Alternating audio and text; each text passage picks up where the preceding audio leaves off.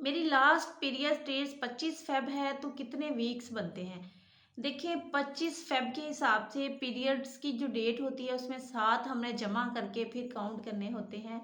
यानी कि 25 नहीं, आप हिसाब लगाएंगे तो मार्च की 4 तारीख से आपको हमल का पहला दिन, इस वक्त तक आपके 34 वीक्स, आज के दिन तक 34 वीक्स 2 डेज, 2 दिन ऊपर हो चुके हैं।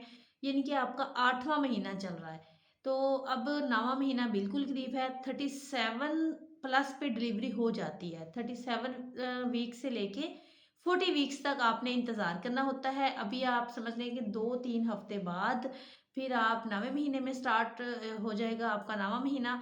तो उसमें आपने 40 वीक्स तक इंतज़ार करना होता है नॉर्मल डिलीवरी के लिए। और एंड के महीने में अगर थोड़ा सा आप वॉक सुबह शाम करते हैं तो आपको 38 वीक्स पे डिलीवरी हो जाती है।